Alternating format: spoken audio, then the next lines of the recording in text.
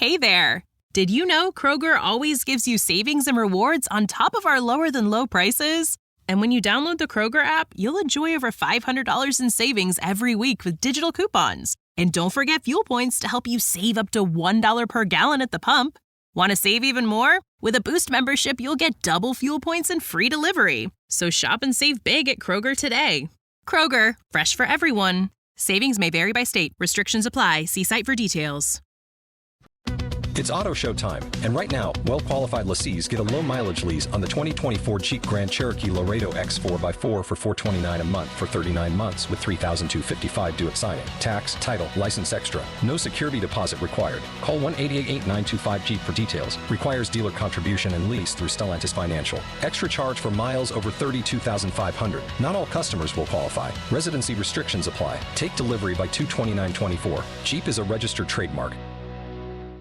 Thanks for choosing this free Anfield Index podcast. If you'd prefer to listen to this or any of our other shows without adverts, then now's the time to check out Anfield Index Pro. With AEye Pro, you can supercharge your entire listening experience. You'll not only get all of our podcasts without the ads, but you'll have them far faster with our Quick Publish feature available exclusively for subscribers. AEye Pro also puts you in the heart of our sound studio, with an option to listen to many of our shows live and interact with the podcasters in real time as the shows are recording. Upgrading couldn't be easier. AEye Pro is available on all popular podcast platforms, and we have our own apps for Apple and Android. Just head on over to AnfieldIndexPro.com and get started today. Hello and welcome to AEye Scouted on Anfield Index Pro. I'm Dave Hendrick, joined as always by Mr. Karl Matchett. How are you, sir? Delighted that absolutely no further existence remains of any proof or any even hint of a factor of me causing Liverpool to lose any kind of games. Well, you were at yesterday's game, were you not? Precisely my point. I was there, we won, and we won a trophy. And even Guy has just admitted off air it was therefore a null and void argument to ever blame me in future. Yeah, I haven't heard Guy say that, but I do know that Guy Drinkle was also at yesterday's game. And therefore, I am giving full credit for yesterday's win to Guy, whose good luck, charm, nature merely outbalanced your jinx carry on. What do you think of that? Sorry, I'm just penning my resignation letter to Gags here. Be with you in a minute. Liverpool won, Chelsea 0 in the EFL Cup final, Karl.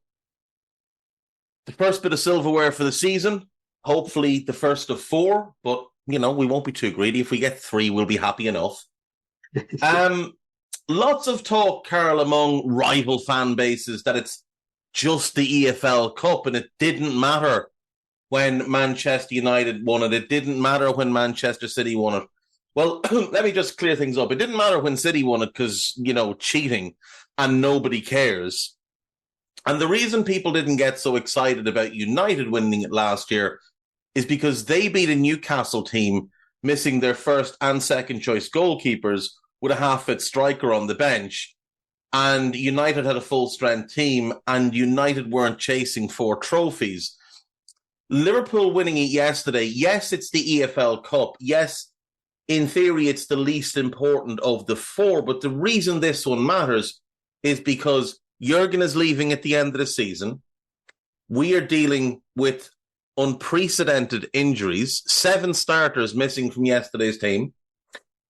And because of our academy, because of Conor Bradley, because of Bobby Clark, because of James McConnell, because of Jayden Danns, and because of Jarrell Quansah, not to mention Queeveen Kelleher, who's a long time out of the academy now, but an academy graduate, not to mention Harvey Elliott, who obviously only was in the academy for a short time, having arrived from Fulham. But that is why yesterday was so special, because against all the odds, including Ryan Gravenberch having to go off on a stretcher after half an hour or whatever, despite all of that, we overcame, as Gary Neville called them, the billionaire blue bottle jobs. Yeah, I'd even add a couple more to that. It matters because it's the 10th, and that's a milestone, and it's the first time anybody has got to that milestone in that competition. I think it also matters because, similar to United, we're rebuilding and trying to do a new team, but different to United, which makes it more notable, is that you can already see before the final that Liverpool are obviously going places, are obviously rebuilding in a way which looks capable of success. I didn't apply that to Manchester United last year, regardless of whether they won that final or not. And I think this year has obviously reinforced that fact. So, sure, in isolation, Carabao Cup, EFL Cup, League Cup, whichever name we're giving it, it's not the be all and end all, but it's a marker. It's significant. It obviously matters to the players and to the fans who were there yesterday because it was extremely noisy in Wembley, especially in the extra time period. And yeah, okay, rival fans are always going to have the complaints and try to bring down someone else's achievement and all the rest of it. Every single one of them would also want to be there.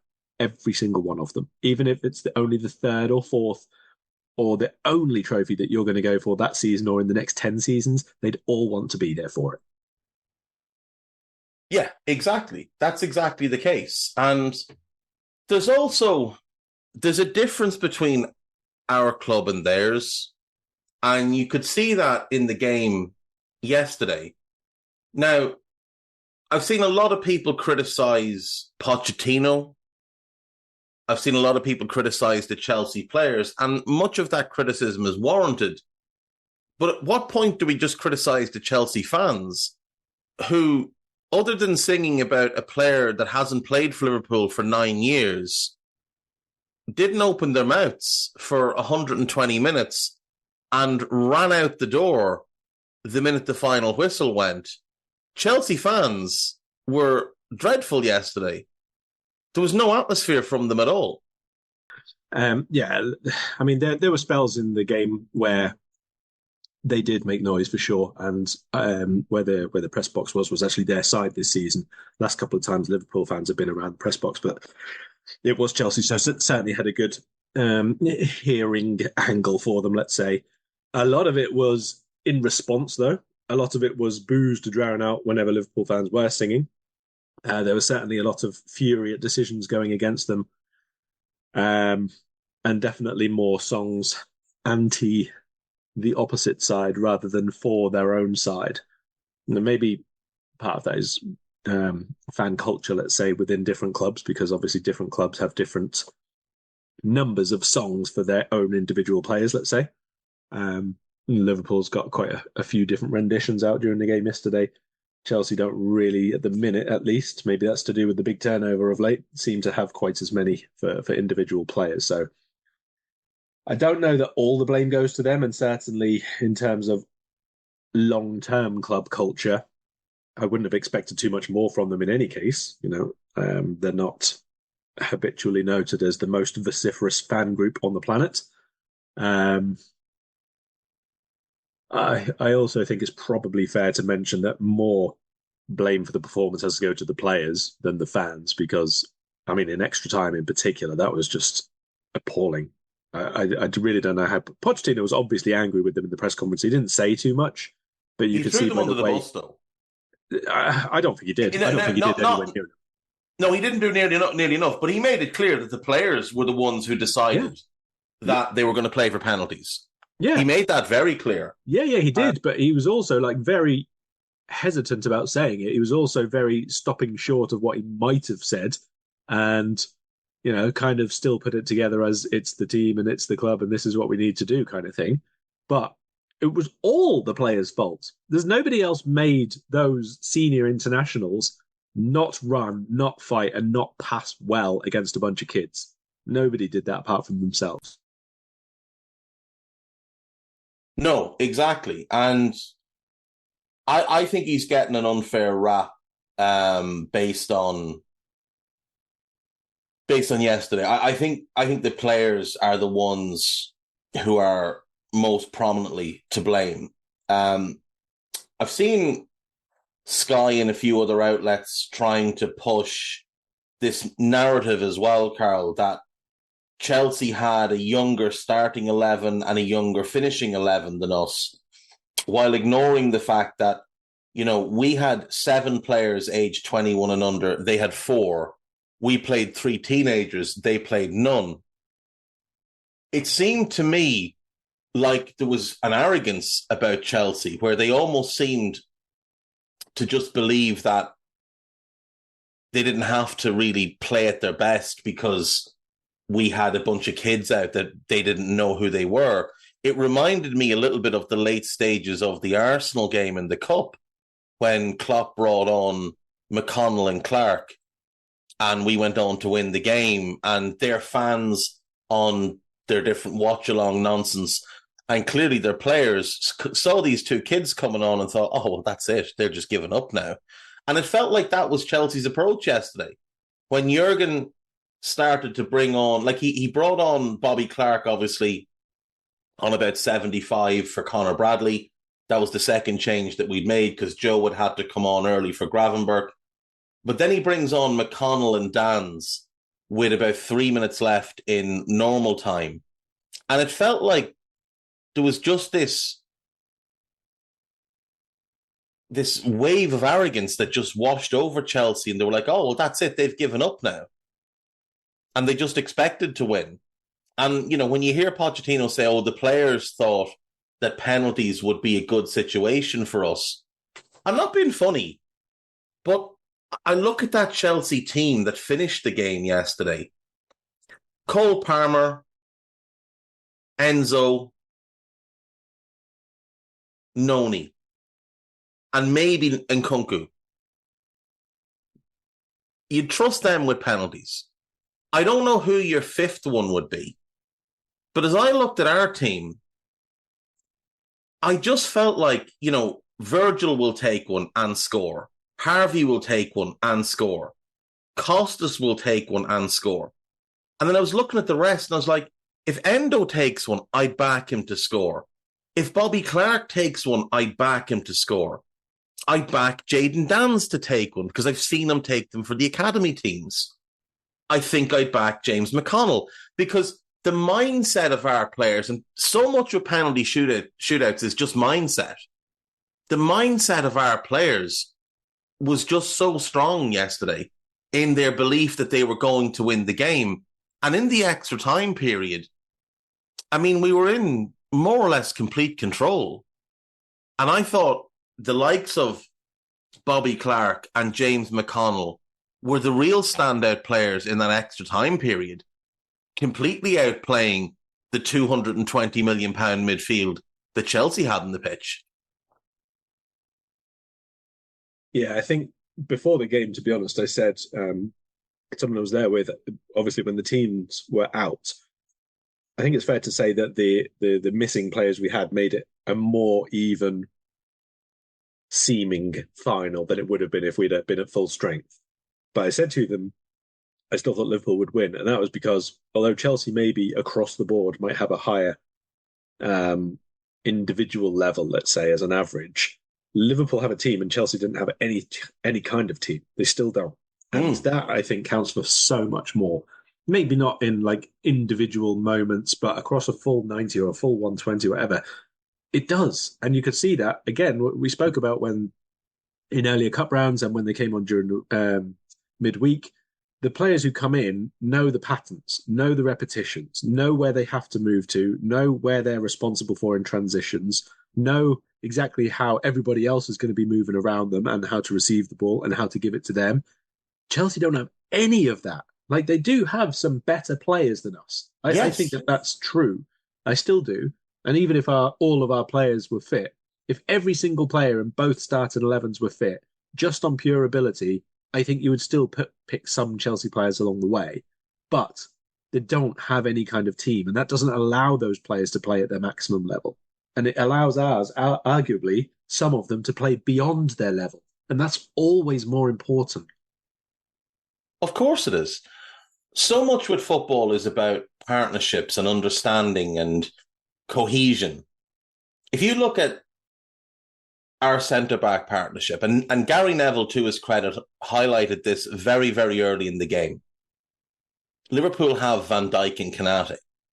There isn't a better centre-back pairing anywhere in the world than Virgil and Ibu. There just isn't. In my opinion, they're the top two centre-backs in the Premier League. I think Ibu would be universally seen as the second best centre-back in the league, if not for the injury issues he has. Virgil is very clearly the number one. But in midfield, individually, you would take their unit over ours. Collectively, though, there's not a hope you'd take theirs over ours. McAllister, Endo, Gravenberch, individually, is not as good as Enzo, Caicedo, Gallagher. But collectively, it is a better midfield. The pieces fit better. Alexis and Endo fit brilliantly together in the same way Alexis and Moises Caicedo used to fit together. In attack, again, you'd look at Cole Palmer. He's a little bit ahead of Harvey in terms of his development.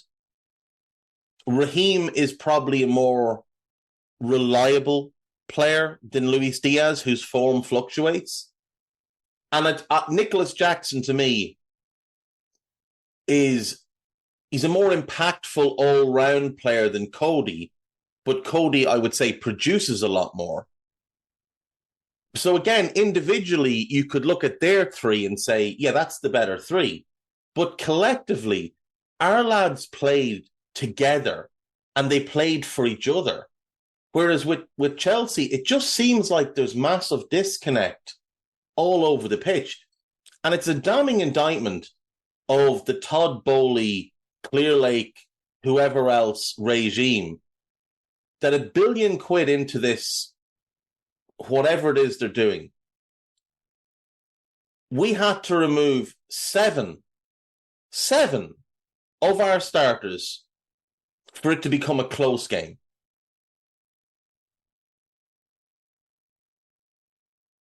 Yeah, that I absolutely agree with. The mentality of the team was shocking, and that is part of what has been built. That comes from within.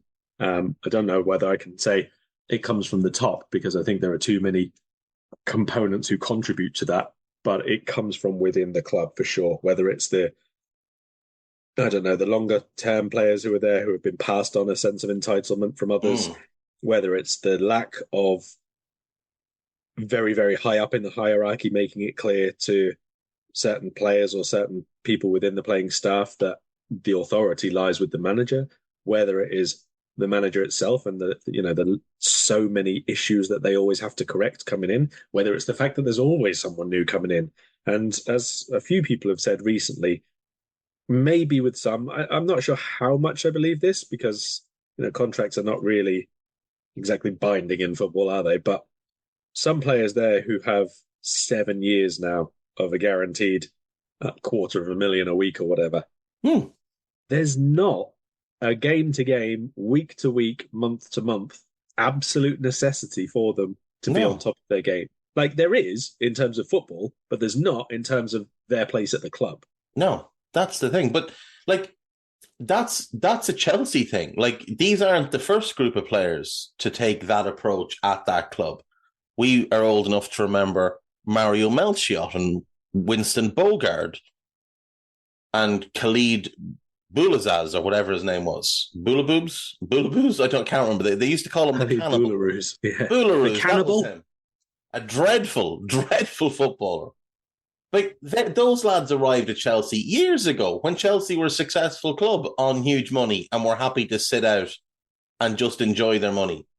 But you mentioned a sense of entitlement, and that's always been a theme at Chelsea. If you remember when Villas-Boas took over and he was made promises by Roman Abramovich that he could, completely clear the decks and build the next great Chelsea team, that he was to move on John Terry and Frank Lampard and Didier Drogba and the rest. And when he tried to do that, such was the sense of entitlement of those players that they went directly to the owner, had tantrums, and the outcome was that they sacked the manager rather than sticking to their plan. Look at that Chelsea team yesterday, Karl. Actually, first and foremost, look at the Liverpool team. You've got Andy Robertson, leader. Wataru Endo, leader. Cody Gakpo has been a captain in his career. Alexis McAllister is a leader. And Virgil van Dijk is a leader and our club captain. You look at that Chelsea team, who are the leaders in that team? Like, the two senior players are Raheem Sterling, who's never been the type to be a leader, and Ben Chilwell, who wore the armband yesterday. Now, for those that don't remember, not that long ago, we played Chelsea at Anfield, and Ben Chilwell was the captain, and he was hooked at half-time. And his only notable involvements in the first half were getting absolutely rinsed by Conor Bradley and diving 3 different times, one of which he was booked for. And that's it. That's the mindset of a Chelsea captain. And that same player was Chelsea captain yesterday. And the only things I can think of that Ben Chilwell did in that game yesterday before being substituted was try and start a fight with Conor Bradley and mouth off twice at Bobby Clark. 2 kids. He tried to start rows with kids. That's one of the big differences. There were no leaders at all on the pitch for Chelsea. And we had them throughout our team. And even when Alexis and Cody and Robbo went off, we still had Virgil, we still had Endo. And because of them and the level that they're playing at and the effort level of Wataru Endo yesterday was just astonishing. That drives other players forward. When other young players see Harvey Elliott, who's been in and around this first team now for a number of years, put in the shift he put in yesterday, and my God, did Harvey Elliott put in an unbelievable shift yesterday. That inspires them. That gives them something to look at and go, that's the main reason Harvey Elliott has stuck in the Liverpool first team squad for this long isn't just his talent. His talent is a bonus. But what sold him to Jurgen Klopp was that work ethic, that willingness to run his legs off. It was absolutely astonishing to watch those young players yesterday come on, jump into tackles, bite into things, absolutely no fear, no steps backwards, and then be really brave on the ball. Like, there's a lovely clip of James McConnell receiving a pass on the half turn, turns into space, sends Enzo Fernandez to Argentina, and slips a ball to Harvey, which unfortunately got cut out. But that type of bravery on the ball, that translates from the leadership and the belief that's been put into those players that, yes, you can do this. You can do this. Go and play your game. Put in the work, but play your game. Night and day yesterday. Absolutely night and day. Yeah, I think the mentality and the mindset and the overall approach to the game was just streets apart in those two teams. Like, even in the parts where Chelsea did have some possession and pressure, like the fact that they didn't have more possession in the game against the inexperience of the players who they played against for long stretches is, I think, is quite embarrassing, to be honest. I think Ben Chilwell was absolutely atrocious in both fixtures. And like you say, when he's the captain, it obviously doesn't set a tremendous tone.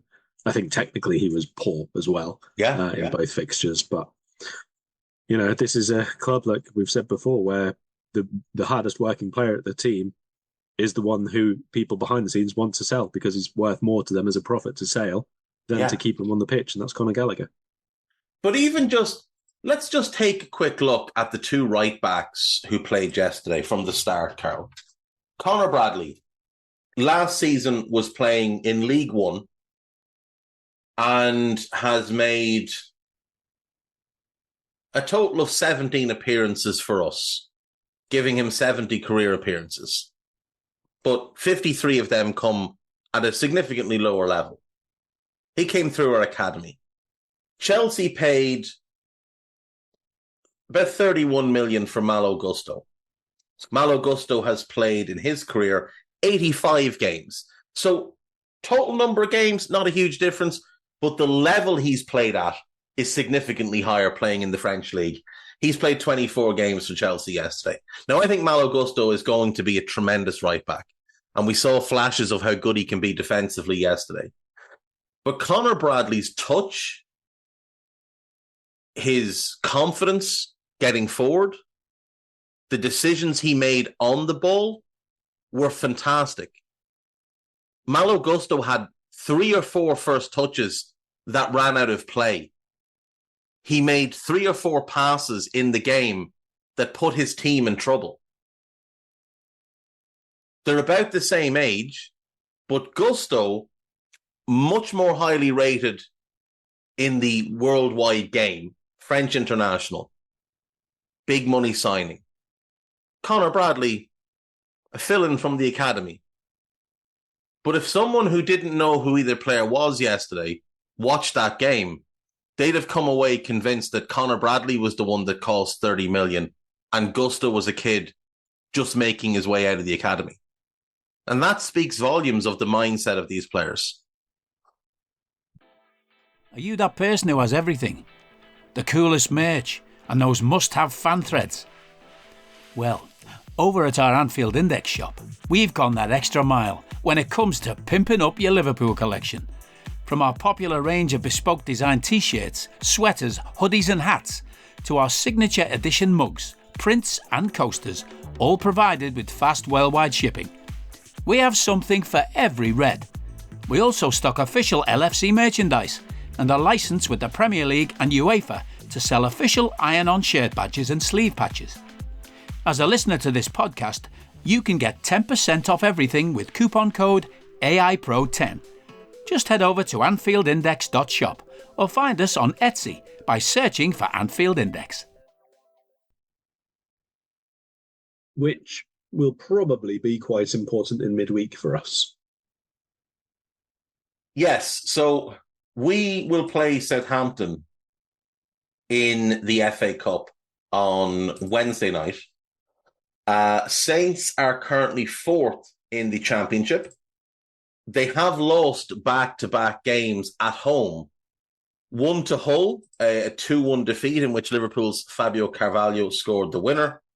And then they lost at home to relegation-threatened Millwall at the weekend. And whereas they should have won both games and would currently be sitting second, they've now allowed a 5-point gap between Leeds and Ipswich, who sit second and third, and themselves. They will comfortably finish in the playoff spots, but they're in poor form. It's 3 defeats in 4. The other defeat was away to Bristol City, who are pretty much mid-table. This game seems to be coming at a decent time for us, given their form and given how many players we have out. If they were coming in full of confidence and on a winning run, I think I'd be a little bit nervous, just given the team that we're likely to put out. Yeah, I think that's fair. I think, had Saints given themselves, let's say, even a 2-point buffer or something like that, just looking like between second place and third, like obviously it's still a long way to go. I think 10, 12 games to go in the Championship at the minute. So still plenty of time either way, but losing 3 out of the last 4 coming into the game, their focus has to be on rediscovering form in the league. And that might mean they rest 1 or 2. It might mean he takes the opposite approach and, cracks 1 or 2 heads and gets to play in the starting lineup again and say, rediscover your form, work hard, do all that sort of stuff. But the focus, the main thing, if it's a choice between one player has a slight knock who's effective for your team and you've got a game coming up at the weekend with Southampton. I did look earlier and I've completely forgotten straight away. Do you know who they're playing? They're playing Birmingham away. Birmingham, that's right. Birmingham away. Yeah, I mean, they have to give precedence game to that. Yeah. Because you don't want to end up in the playoffs. You've got to give everything to trying to get that second automatic spot, because the playoffs are they're just such a wild card that we've seen outstanding Championship teams finish third, go into the playoffs and lose to the team that finished 6th over 2 legs, or get to the final and freeze on the big occasion at Wembley in front of 70-odd thousand people. You know, we saw Bielsa's Leeds. They were a fantastic team. Went into the playoffs and lost to Frank Lampard's Derby, who weren't anywhere near as good.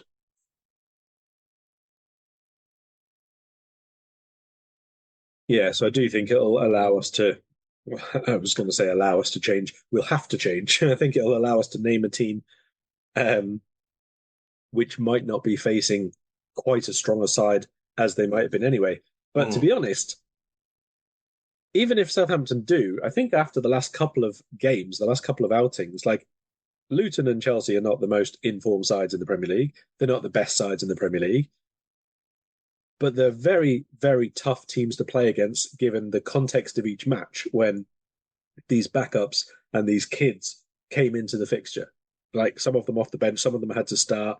We were behind when some of them came on. It was extra time for others, really high pressure situations. And nobody has missed a beat. Nobody has missed anything at all, barely a pass. So even if they start this game, obviously it's a slight dangers from the other side of things, like this mindset around the game and the sort of the come down after the cup final and all the rest of that can come into play, and your own game is a bit lowered. But I don't think from a technical or tactical perspective we should be any kind of concerned at having to play some of these fringe players, let's say. No, exactly. If we look at the Southampton team and what it's largely been this season, Gavin Basunu is the first choice goalkeeper. However, he did not play the last round of the FA Cup. But I would imagine he'll be in goal. Joe Lumley has played all 3 FA Cup games, so maybe they stick with him, or maybe they bring Basunu back in. Kyle Walker-Peters is the first choice right back. He hasn't played any of the FA Cup games either. Ryan Manning is the left back. He's not played in the FA Cup either. Jack Stevens is barely played in the league. He has started all 3 FA Cup games at centre back. So you'd wonder what they'll do. They've got a lot of good players, a lot of players that people will be fully aware of because obviously they're not long gone from the Premier League. But like you said earlier, I think they will rest some players because I think they've got to keep a focus on the league. That's got to be the priority. They've got to get out of that division because if they don't, then come summer, they're going to have to make more sales. I know they made a bunch last season, but Kyle Walker-Peters is not doing another season in the Championship. He's far too good for that level. And there's a few others there. Taylor Howard-Bellis, he's too good for the Championship. He's not doing another year there. Basunu's not doing another year there. They've got some big earners that arrived on Premier League money and are still on pretty big money there in Jan Bednarak, Stuart Armstrong. I'd imagine Che Adams is on pretty decent money. Joe Aribo will be on decent money. They can't really afford another season in the Championship, so they've got to focus in on the league, which we saw in January. They had to loan out Carlos Alcaraz. They didn't want to. He was starting fairly regularly for them, but they had to loan him out because they couldn't afford to keep him there with the Championship income. But for us, I think parts of the team pick itself, but I'm very confused about what we're going to do in midfield and attack. I think the goalkeeper will be Queeveen. I don't think there's any question there. I'd be shocked if Adrian started. Yeah, same. You got to give Queeve the chance to continue his because he's in such good form. Yeah. But also, it'd be kind of interesting if we do get to see a Kelleher against Bazunu match. Yeah, very true. We got it at the end of last season and it ended 4-4. Yeah. In the back 4, I'm expecting Connor Bradley starts right back, Costa Simica starts left back, and Jarrell Quansah and Joe Gomez are the centre backs. Would you have any change from that? I might be tempted to go with Joe right back. And then, I don't know. Maybe Kwanzaa and Kanate in the centre, but I don't really know. It's a very difficult one to judge. I think Virgil definitely needs to sit down this one. We definitely can't be afford to lose him. No. Kwanzaa's an obvious start, and then I think Bradley only played the 75. Yeah, but if we assume now he's going to stay in the team, he's not playing the 90 minutes, as you pointed out, pre-cup final. Is he therefore able to play 60, 70, midweek and weekend all in a row? We have got, I think it's 3 weeks in a row now where we play midweek and weekend. I mean, is there potential that he tries Fraundorf at right back? I believe he played there in a pre-season game for us. Could he try Isaac Mabea at right back? I mean, I think Joe has to start centre-back because we don't have anybody else. Ibu can't play.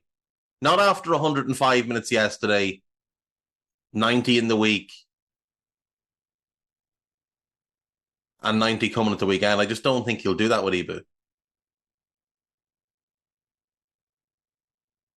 Yeah, it might be right then. He might have to be Gomez and Kwanzaa. Midfield, I don't really know. James McConnell will start, I guess. Yeah, I think McConnell Bobby starts. Clark will start. Yeah, I think those two are nailed on to start. I assume McConnell will start as the 6 and Clark as one of the 8s. And then I mean, 2 of our midfielders left yesterday on crutches.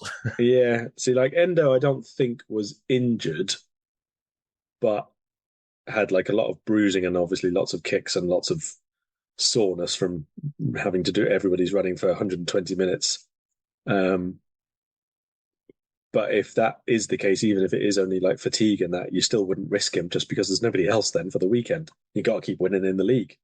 So a lot is going to depend on just how close any of the 3 were to returning. Yeah. Like, right up until a couple of hours beforehand, there was still like hope, let's say, or talk that Szoboszlai, Salah and or Nunez could be involved. And like Nunez was only meant to be a tiny little precaution that he came off at half time for. We've not seen him since. So not really sure what's going on there, obviously. Well, judging by the hurdling he did yesterday to rush onto the field to celebrate the goal, I don't think he's too badly hurt. That was the best thing I've seen in a long time. The best part of that whole thing is poor Curtis Jones trying to get down the steps, Darwin running over him, and then Szoboszlai shoving him out of the way as well. I mean, if one of them comes back, you could make the case that Cody Gakpo drops back as the 8. Yeah. But Cody in midfield with the 2 young fellas. Yeah. Good midfield experience there between the 3 of them. Yeah. Cody would be the most experienced midfielder. Yeah. I don't think Elliott can start after. No. I'd imagine he has to go and find his legs wherever he left them in Wembley, because if you saw when the goal went in, Harvey just collapsed onto the floor. He did. Half time and extra time, I don't know if it was shown on telly, he basically stalked, is the only word I can use, over to the touchline, could hardly bend his knees at that point, and just spent the entire interval getting like a big calf massage, basically. It was an outrageous shift. Him and Diaz, to be fair. I didn't mention Diaz. Diaz seemed to get better the more tired he got as well, which was hilarious. The more tired he got, the more willing he was to take Chelsea players on. He was doing like too much by himself at one point. I thought after the kids came on, he was one of the few who wasn't really giving them the ball, but he did get through some shift. Like, it was unreal, really. So Jayden Danns is probably starting in attack. Yeah, maybe. Yeah, if Nunez is, hurdling, I'd like to think he's able to play again. So maybe he starts. That only gives us 2 attacks. No, Diaz still can't, though. No, Diaz and Harvey, I think, are bench at most. Maybe Darwin starts. Maybe Mo starts. Maybe it's Mo and Darwin either side of Dan's, and we try and get a couple of goals ahead and get them off as quickly as possible. Maybe that's the plan. And then the likes of maybe Trent Kone-Doherty or Harvey Blair get runs off the bench. I'd imagine Trainiani might finally get his debut after a couple of games sitting on the bench. Yeah. And then we've got Lewis Kumas and Cade Gordon as options. Yeah, I mean, Cade Gordon not in the squad yesterday. Lewis Kumas picked ahead of him, which was interesting. Hopefully that's not a setback that Gordon has suffered. But yeah, I mean, I'm certain that they'll be on the bench here. It's going to be a very, very young Liverpool team. And I wonder if there might even be one or two who haven't made matchday squads yet who are called up and involved. I'm thinking specifically of Figueroa, who's really highly regarded in the academy. If maybe he makes the bench, if there's a couple of, like, let's say Harvey and Diaz, they just give them the day off. I'm wondering if someone like him could get a game or at least a spot on the bench. I think Frauendorf will probably be on the bench if he's available. I don't know if he is fit. The one I'm really excited to see is Trainiani, though. I really want to see him play at senior level. I've watched like 3 under-18 games and one under-21 game this year just to watch him. And it's not even funny how much better he is than everybody else. Even at under-21 level, he just looked head and shoulders above everybody. And what you hear from people who watch all the academy games and people who know people that work at the academy is that this kid is really, really special. Like the best midfielder they've seen in a long, long time at that academy. So he's obviously been fast-tracked as well. Like, he arrived in the summer from the Leicester under-16s and he's getting, first-team bench appearances and picking up medals yesterday. Fact of the day, both he and Jayden Downs were due in school today, which is, a bit embarrassing for Chelsea.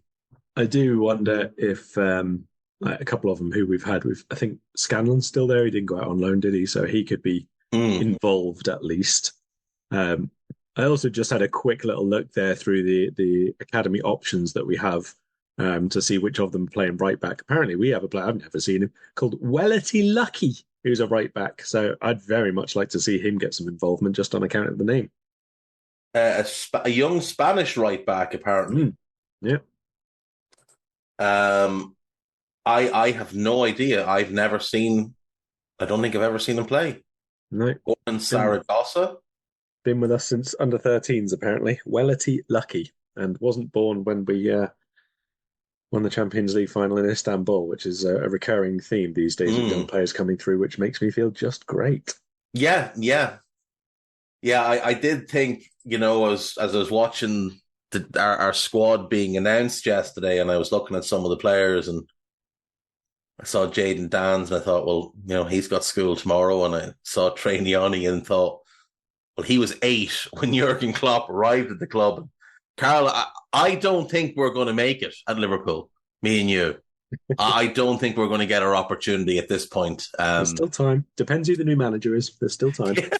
If it's Antonio Conte, we're in. We're set. I'm playing right wing back if it's Antonio Conte, mate. You're right wing back. I'll play left side centre back. We'll be absolutely sorted. Conte would love us. 2 really, really experienced lads. Yeah, I mean, it's going to be an interesting game. I'm not overly pushed on winning the FA Cup now, being honest, because we've won 1.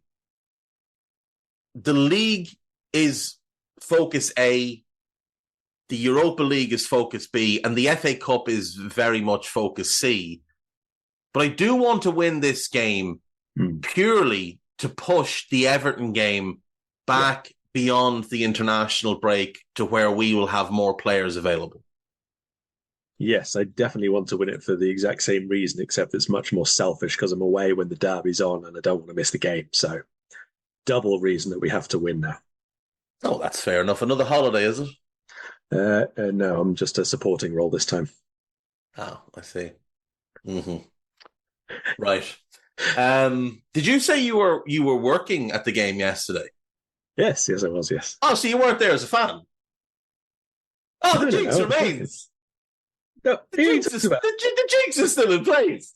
What? This is tremendous stuff. Jinx is still in place. You weren't there as a fan. You were there as a journalist. I'm always there as a journalist. You can't just claim the jinx is only when I'm there as a fan when you have a go at me for... What? No, were you sitting in the press box? Of course I was. Well, there you go. But I'm always in the press box. Not at all, Karl. Not at all. You often go just as a fan when you're not working. Let's not kid ourselves here. The jinx is 100% still in place. And we can move on then to the next segment, which is your prediction for Liverpool versus Southampton. What did you say it was last time? Both keepers 4-4. 4-4, yeah. Right, I'm hoping it's not that again. I'll go for 4-3 then. Well, Jordan Henderson isn't here to give them a goal, so that'll help. So there's the 4-3. None of that pointing. Hello, I'm here to annoy you. I'm here to annoy you into listening to more of me and more of others on EPL Index. We don't just have the Anfield Index stuff. We've got EPL Index as well, which covers the entirety of the Premier League. And we have 3 podcasts and a whole bunch of really good writing on EPLindex.com. The podcasts are my own Two-Footed podcast, which is every day at 4 p.m, Monday through Friday, covering the whole league. We have A Tad Predictable, hosted by Tadiwa. You know Tadiwa, he does Anfield Index. He presents A Tad Predictable before every Premier League match week. And then Kevin De Vries and his crew on the EPL Roundtable, they're every week after the Premier League match week. So make sure you listen to everything we're doing on EPL Index and follow us there on Twitter at EPL Index. Thank you. Bye-bye. It's amazing we managed to win yesterday without all the leadership, and yet he's only won one of his last 17 games. It's almost like he didn't pack his leadership, or that the leadership was actually just Virgil to begin with. Standards have departed, and there's nothing you can do about it. Yeah, it's a terrible thing that all the world-class players are just now turning up at Laxa late and just standing around, don't know how to train, don't know how to do anything without the standard setters there to help them out. I will go for a more reserved 2-1. But my big hope for this one is, win the game is the big hope, but I really want to see Trainee Honey play.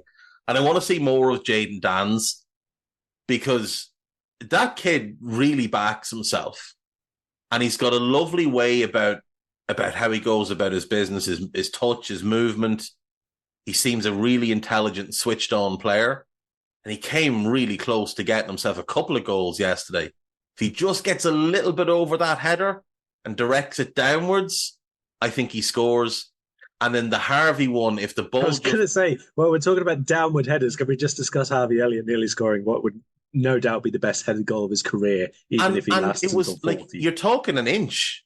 Yeah. It was a really good save, to be fair. It was a really, really good save. A really, really good save. On the topic of really good saves, before we move on, let's talk about Caoimhín Kelleher. Yes, let's.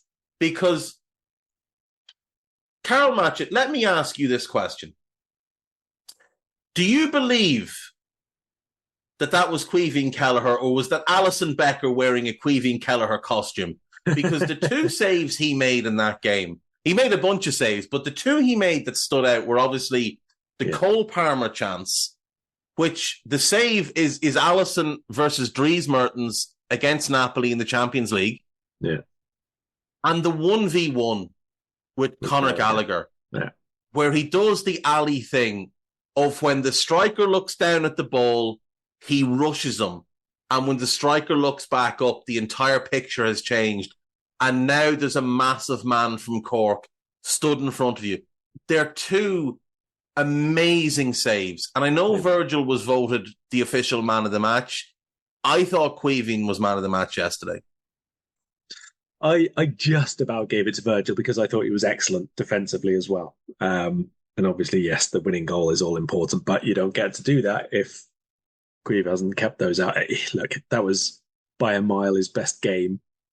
Probably one of the most involved games that he's had, but it was the quality of chances that they had, and he did everything right. Like, I don't want it also forgotten that after that first massive save, which was absolutely brilliant, Endo's follow-up block was sensational. And you know what? Just before the ball comes across, Raheem Sterling takes the touch. Connor Bradley does brilliantly to knock the ball away from him. He's just unfortunate where the ball drops to. Yeah. But Bradley does really well. Kelleher does unbelievably. And the Endo block, if you look at when Conor Gallagher plays that pass and then look at where Endo comes from, it's an unbelievable effort to even get there. The block is a sensation. Yeah, absolutely brilliant. The Gallagher one, I think, was maybe the more impressive one because it was an unbelievable save, like one of the better saves I've seen this season, to be honest, the early one. But I think that the Gallagher one was the better piece of goalkeeping, if that makes sense, because it is the timing, it's the position, it's the fact that he didn't just go down early, which most goalkeepers do. It was, I would imagine that was the piece of goalkeeping which John Achterberg and all the rest of the 17 coaches that we have for goalkeepers was most happy with, because it was just about the timing, absolutely the right decision making, and the fact that obviously he got the save in the end. It was just no words. Like, Keller was superb, absolutely elite performance yesterday. And yeah, that triangle. We always talk about the triangle. Yeah. Actually, we've often talked about that defensive diamond because you do have to include Endo. But Kelleher, Kanate, Virgil, and Endo, 10 out of 10 performances from all four of them. Kanate, Jackson gave him some trouble, but by and large, Kanate won the vast majority of the duels, had a couple of brilliant recovery bits of defending. The four of them were just, and Ali Mack as well. I mean, Jesus wept. Talk about putting in a shift. Yeah, he was.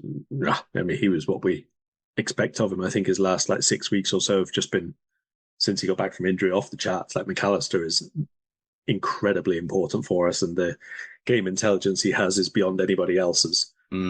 Obviously, Endo yesterday, for example, looks a lot more overall impactful because of the energy levels and the amount of times he was involved and all the rest of it. McAllister felt wrong. I was surprised when he went off, to be honest, but I think I think his legs had just gone. He'd taken a few heavy blows in his legs as well.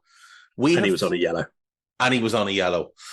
Endo has started 17 games for us, Karl. We've won 15 and drawn 2 and have a plus 36 goal difference in those 17 games. Keeping him in the team with Alexis is key to us winning the league this year. If those two play every game, I think we win the league. Which is quite the turnaround from Newcastle and Tottenham. Quite the turnaround from last year. Oh, that too, yeah. Yeah, when we were watching the midfield, they couldn't move. And look, you mentioned it earlier, Dominic said in the Hungarian press that he wanted to play. He felt ready to play. And the medical team held him back. Good. We talked about Darwin. How would you not love that fella? He's just mental. And obviously Mo looked like he was moving around fairly well. I did note, though, no sign of Alisson, Jota or Thiago. Did you see them? Were they there yesterday or were they not with the squad? I didn't see them. I wouldn't expect Jota to, because that was, fairly, he's probably still unstabilised at the minute with his knee. True. So I wouldn't expect him. Ali, obviously depends on what injury he's got there. And to be honest, I didn't even know what Thiago's got for this time. I know he picked up an injury straight after he came back last time, but I didn't even bother reading it. I just saw he was out and didn't do anything with it at all, to be perfectly honest. Yeah, well, I don't know. Makes no difference. Yeah. Right. Let's quickly, we've got about 10 minutes left, do we? Ish. Yeah. Right, let's quickly bounce around the main European leagues. Bayer Leverkusen are 8 points clear at the top of the Bundesliga with 11 games to go. Bayern managed to scrape a last gasp win yesterday on Saturday to sort of keep themselves in with a puncher's chance if Leverkusen slip up. How do you see this one playing out? This is Leverkusen's title to lose, though, clearly. Oh, by a mile, yeah. The win over Bayern was basically the one which made it that. That was obviously a huge swing in either direction, depending on which way the result went. And the fact that Bayern didn't immediately bounce back and win the next game was, I think, the bigger, more notable result. Almost like you can at times absorb a defeat to a league rival. See Arsenal as a case in point. We lost to them and they're still not touching us at the minute. I wouldn't really say that there's too much to concern me still with Arsenal across the course of the entire season, but losing then to Bochum in the follow-up match was a really, really big one. So yeah, considering Leverkusen have not lost a game this season, they can probably afford to lose one now, still get a couple more draws, and title is still theirs, and they are very, very close now. If you had to pick between Dortmund and Leipzig to claim the 4th Champions League spot, given Stuttgart are 6 points clear of Dortmund, 7 clear of Leipzig, who would you lean towards right now between Dortmund and Leipzig? Dortmund.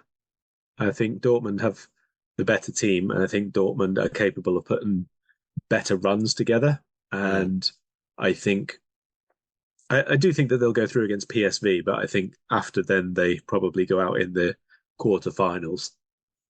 1 or 2 less games on the agenda might well be what tips them over the edge there, and they can scrounge together enough points, but they're not the most impressive right at this moment in time, either one. No, agreed. Only 2 wins in 5, and 8 points in the last from the last 15 for Dortmund. 7 points from the last 15 for Leipzig. Neither going great. I think Leipzig are very much banking on Stuttgart collapsing to secure Champions League football for next year. Serie A, again, this is a title that one club have a hand firmly on. Inter Milan are 9 points clear with a game in hand. It would be a fairly staggering collapse with 12 games left for everybody else, 13 left for them if they don't claim their first title under Simone Inzaghi. Yep, exactly the same as in the Bundesliga, to be honest. It was the game where they played each other and Inter came out 1-0 winners, and then Juve didn't bounce back immediately. They went and lost to Udinese and then drew with somebody else afterwards. I can't remember who. But that's basically what's opened up the gap there. It's that little run of 3-4 games in a row. Juve sneak a win or hold them to a draw, or the pressure suddenly flips back to Inter because it was their home game and so on and so forth. That didn't happen, and now it's not exactly a runaway in the way that Napoli was last year, but it's looking fairly comfortable. And again, we both thought last week after the first leg, Inter probably do enough to see it out against Atletico Madrid, but do we see them going beyond that unless they get a favourable draw like Inter v Dortmund in the quarters? I don't necessarily think so. I don't see them as one of the top 4 candidates anyway. So if Inter drew Arsenal, who would you pick? Arsenal. Oh, interesting. Yeah, I Inter are too passive. They really are. Arsenal would find a way, I think. Never underestimate the power of Italian shithousing, though, Karl. I know, and look, Porto, Arsenal are not there. No, not that's even the in thing. the conversation at the minute. Arsenal, I think, are more likely to effectively knock themselves out by shitting it rather than having to be better than a team, if you know what I mean. Well, we are at the time of season when Mikel Arteta's teams do traditionally shit themselves. And I can say traditionally because it's happened twice in a row, and therefore it's a tradition. Battle for 4th is very interesting. Bologna 2 points clear of Atalanta. Bologna very much the surprise packet in Serie A this year. How do you see that one playing out? Will they hold on, or will Atalanta overtake them? In fairness, I've not really watched a lot of Bologna, so I am going to just be going on guesswork as much as anything else. But 2 factors that I see very, very much in their favour. One, they have a pretty decent defensive record. Plenty fewer conceded than AC Milan, who are ahead of them, for example, or than Roma. And secondly, they don't lose. They really don't lose very many games at all. So if you can turn the odd would be a defeat into a draw and keep picking up roughly the rest of them as wins, that's a pretty winning formula. So I'll stick with Bologna. In France, PSG are 11 points clear with 11 games to go. Again, it's their title to throw away. More interesting. They play Monaco on Friday, which is like last chance saloon for anyone to keep catching them, basically. But yeah, if they win that, it's done and dusted, to be fair. More interesting, though, is the battle for second, third, and fourth, which I think fourth is Europa League in France. So second and third.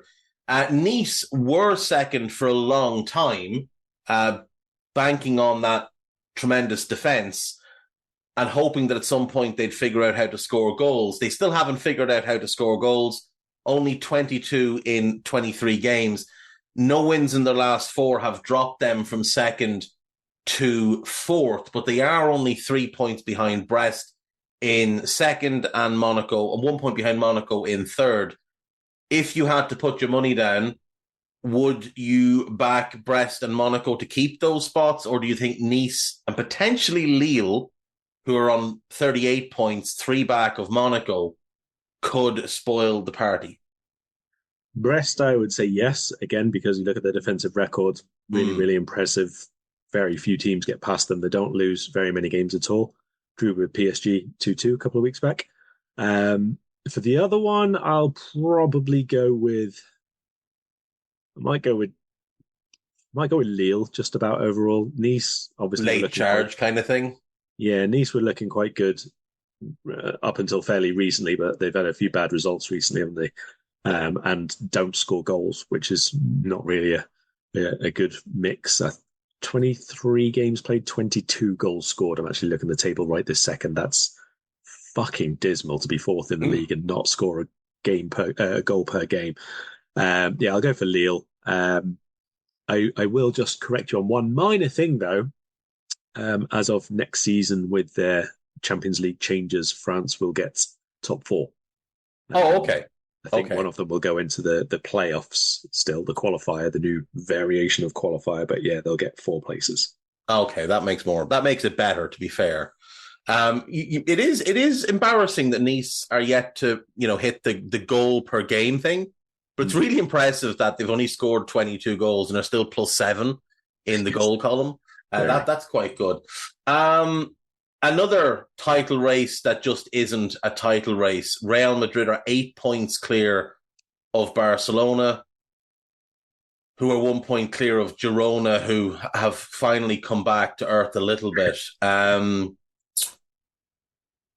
are going to win this title. There's no real conversation, I don't think, to be had around them, unless you think Barcelona are going to run the table with 12 games left and potentially snatch it from them. But Atletico Madrid are 4th, 3 points clear of Athletic Club.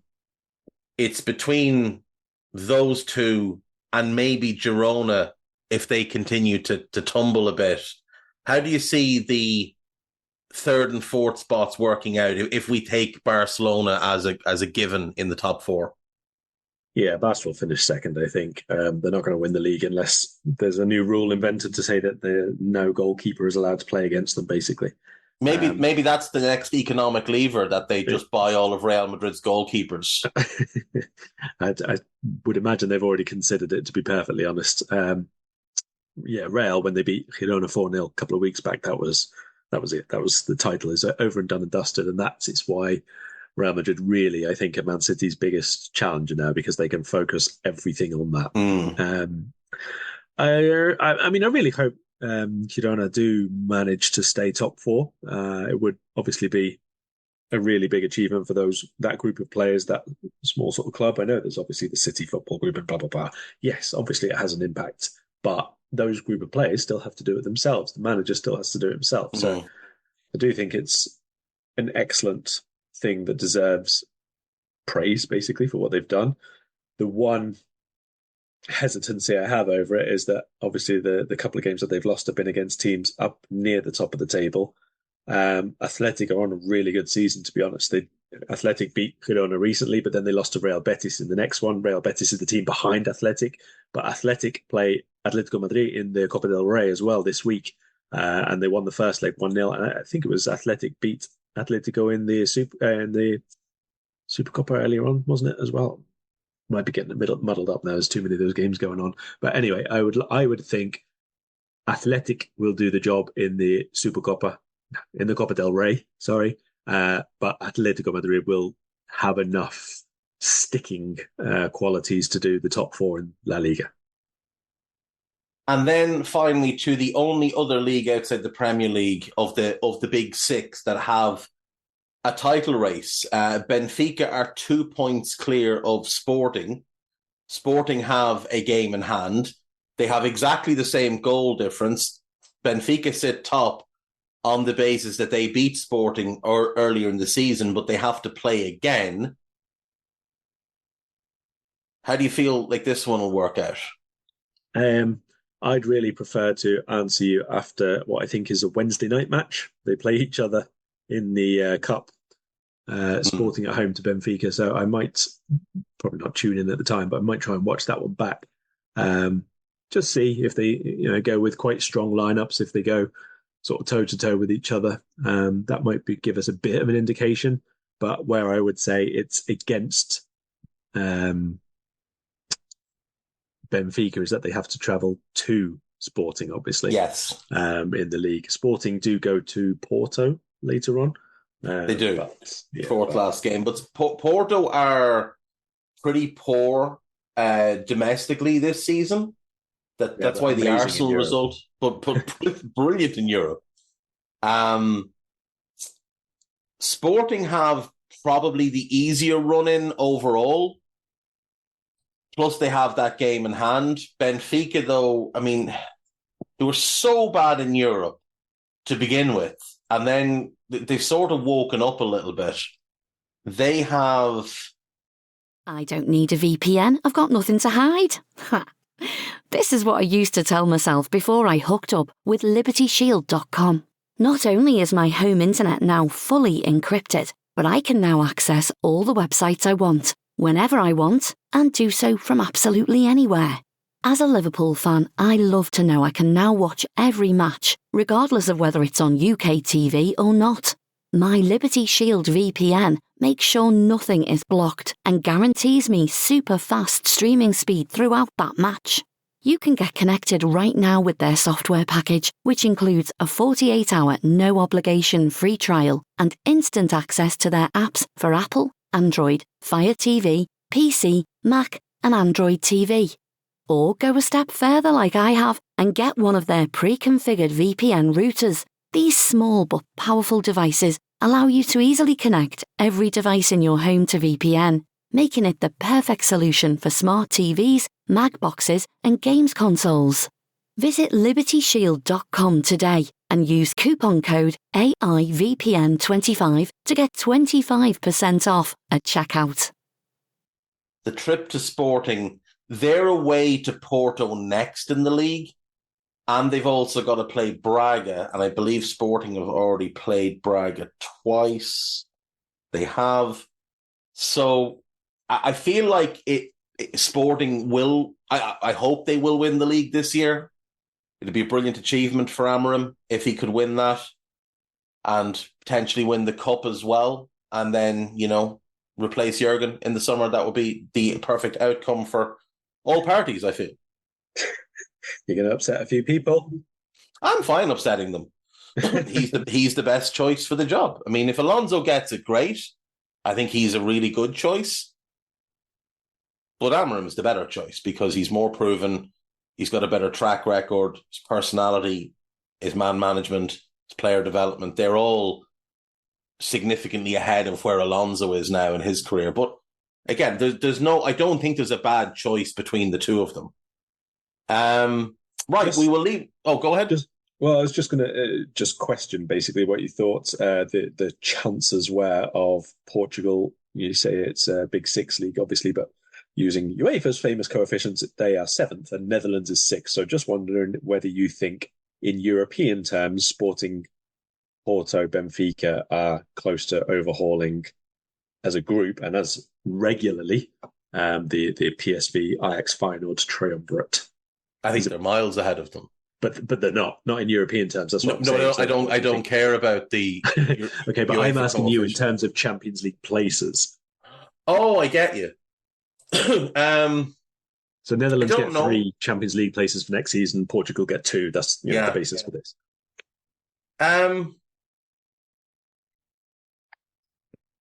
I think the Eredivisie is the most overrated league in Europe.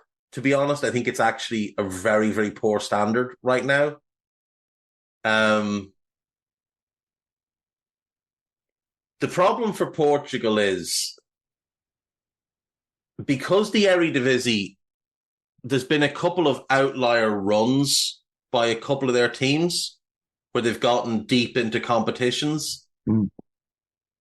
That's what's driven up their coefficient. Yeah. Whereas Porto and Benfica in particular, have routinely come up into the Champions League round of 16 against someone like Liverpool. And that's the end of their adventure. Whereas, we've seen Ajax get to a Europa League final.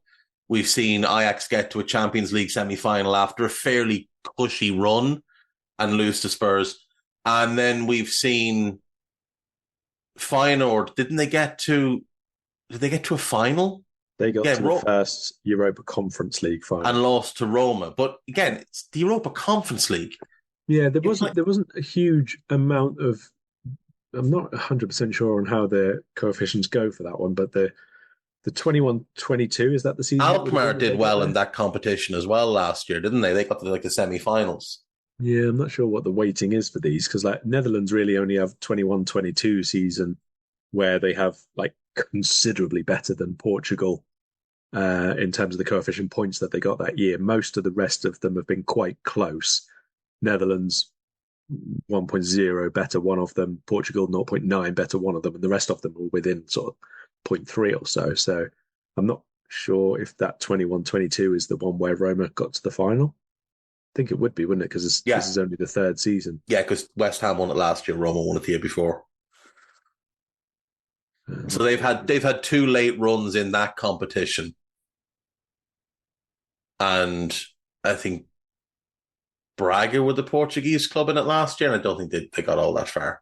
The Portuguese league is significantly better than the Dutch league. I think overall it's a push between them and the French league.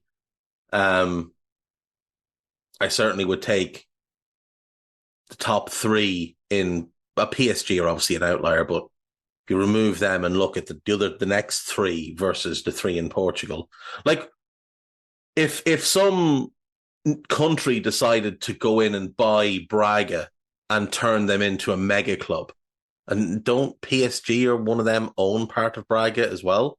If they decided to shove hundreds of million towards them and completely ruin the Portuguese league by having one team stand out above the other, it would help their coefficient, but it wouldn't make it a better league.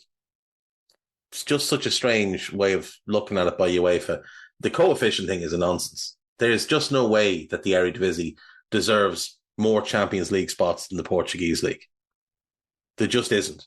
As things stand, 20 would be in the Champions League next year. And every other club in Europe is putting their hand up and saying, can we have them? We'll take that 6 points. Nobody's putting their hand up to ask for Benfica, Porto, or Sporting, other than us in a round of 16 game. There you go, folks. Conclusive evidence. FIFA wrong again. UEFA the general rule is that FIFA are wrong. Whatever decision they've made, they're just wrong. Right. Have you got much to plug before you go? Well, I do have a couple of pieces. One on our cup final goal-scoring exploits and or lack thereof. And one piece singing the praises to high heavens of one Wataru Endo, who we coincidentally discussed today. We did indeed. What a man. Boots on, gum shield in. Let's go to war. We'll see you next time. Bye-bye. We hope you enjoyed listening to this Anfield Index show. Please be sure to subscribe to our channel so future podcasts find their way to your device automatically. There's nothing quite like fan engagement, and we'd love to know what you think of anything discussed on this show. The best way to get in touch is over on our free Discord community, where both podcasters and listeners debate the hottest LFC topics 24/7. Sign up free now at AnfieldIndex.com/Discord. You won't regret it. You can also follow us on Twitter at Anfield Index and find us on Facebook by searching for Anfield Index. Oh, and before you go, we'd love it if you could leave us a 5-star review on your favourite podcast app. It only takes a couple of seconds, and it means the world to the people who create these free shows. Sports Social Podcast Network.